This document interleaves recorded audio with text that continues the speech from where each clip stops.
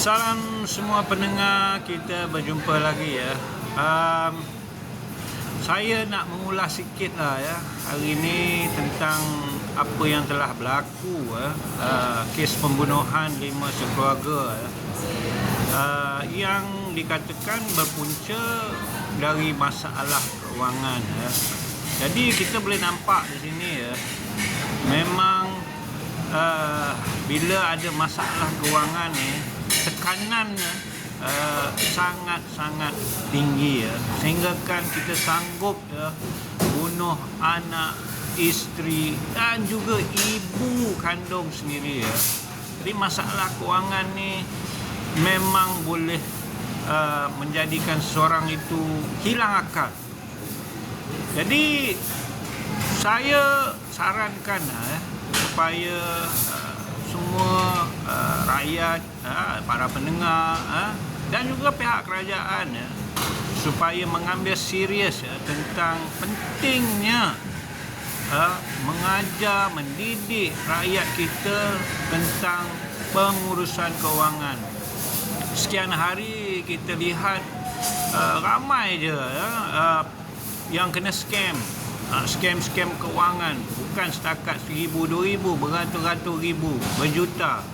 Tuhan je tahu gila ke tak gila mereka ni bila dah habis hilang simpanan mereka, semua hidup mereka kumpul untuk persaraan mereka. Jadi ramai saya tengok di kalangan rakyat negara ini mengambil ringan bab pendidikan kewangan. Pada mereka, saya pandailah nak urus duit sendiri, adalah rezeki tu, pandailah kita cari duit, belanja dulu sekarang, tak apa, nanti kalau dah habis duit cari lagi.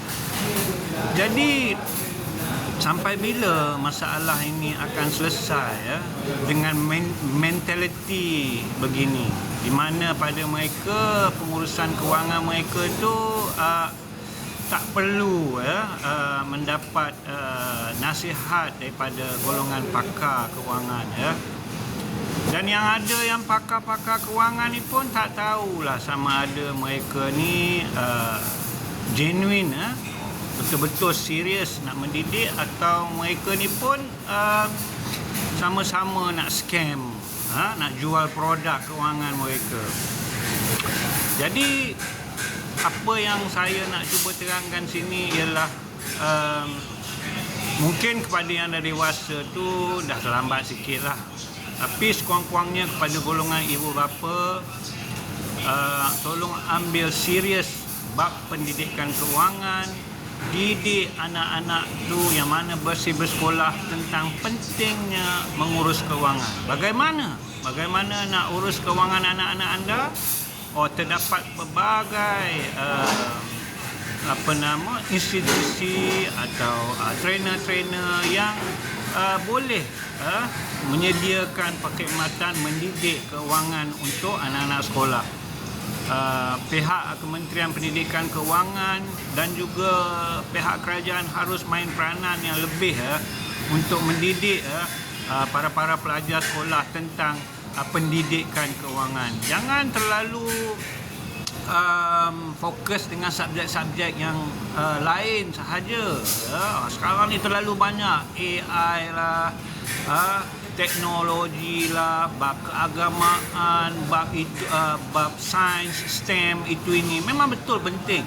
Tetapi bab kewangan pun sama penting juga dan harus diberi peluang dan penekanan untuk diajar di sekolah-sekolah, kerana buat masa ni masih kurang diberi penekanan dan bila budak-budak ni tidak mendapat pendidikan kewangan dari awal, mereka akan hilang arah. Bila mereka mula bekerja, bila mereka dah berkeluarga, mereka tak tahu nak urus kewangan, dan akhirnya dengan sedih inilah yang berlaku, sampai tekanan itu sangat mendalam, sanggup bunuh isteri, anak dan ibu. Saya dengar pun saya macam tak percaya, tapi inilah hakikatnya bila pendidikan keuangan tidak diberi perhatian oleh pihak kerajaan dan juga pihak-pihak agensi kerajaan. Apa yang Bank Negara buat? Apa AKPK buat? Apa Suruhanjaya Security buat?